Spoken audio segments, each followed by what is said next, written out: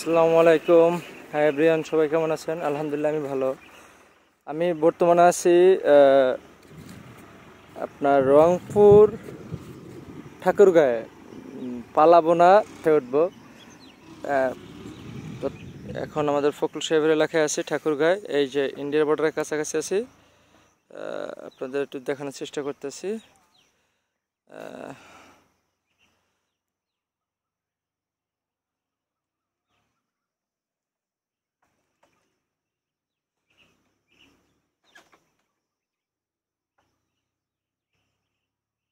এই যে এর দৃশ্য এখন, এই যে সীমানা দেখতেছেন, এই সীমানা কিন্তু এই যে এই আমি হাতে দেখেছি, এটা কিন্তু বাংলাদেশ।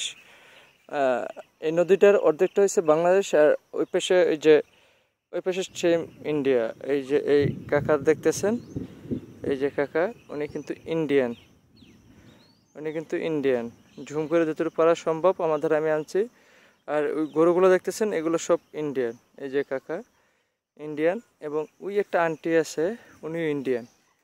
আর ওই একটা লোক ইন্ডিয়া থেকে মনে সম্ভবত গরু বাংলাদেশে নিয়ে আসতেছে, ঘাস খাওয়ানো শেষ কিনা তা জানি না। আমার দ্বারা যতটুকু সম্ভব আমি দেখাইতেছি আপনাদেরকে, যদিও ক্যামেরা একটু খোলা আসে। তা এই অবস্থা। আর ঠাকুরগাঁয়ে একটা জিনিস, সবচেয়ে মজার জিনিস হলো, বিষয় হলো, আমি খুব স্যাটিসফাই এবং খুব খুশিত যে এই এলাকায় আর কিছু থাক আর না থাক, অন্তপক্ষে দুইটা জিনিস ভালো করে পাওয়া যায়। সেটা হলো আম গাছ এবং কাঁঠাল গাছ।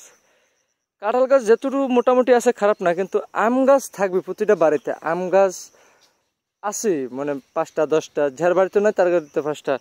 আচ্ছা হৃদয় ভাই, আপনি তো এখানকার নাকি? আমি তো আপনার সাথে ঘুরতে আসছি, যিনি আমার ফ্রেন্ড, একবার ক্লোজ ফ্রেন্ড, একবারে কি বলবো, ওনার কথা না বললেই নয়। মানে উনি আমাকে এই জায়গায় আনছে, খুব আপ্যায়ন করছে, খুব ভালো লোক এবং মনোনয়নের সাথে খুব ভালো। আচ্ছা হৃদয় ভাই, আমরা এখন বর্তমানে আছি কোন জায়গায়? বাংলাদেশে আছি।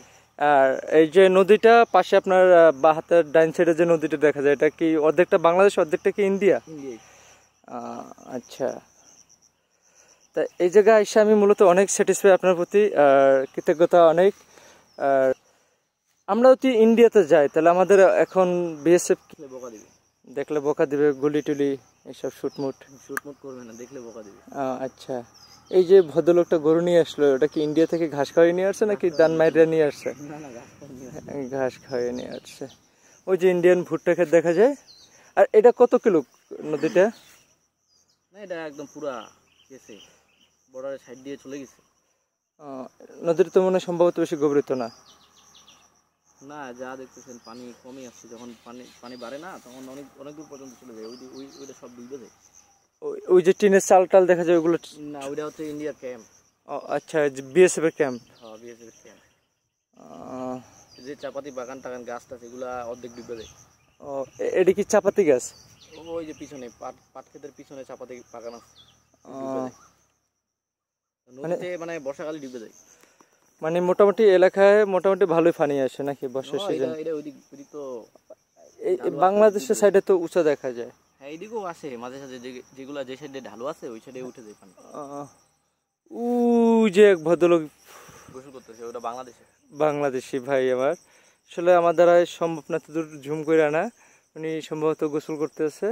যাই হোক, আপনাদেরকে যতটুকু দেখাইতে পারছি আমার থেকে আন্তরিকতা থেকে, এবং সবাইকে আসসালামু আলাইকুম।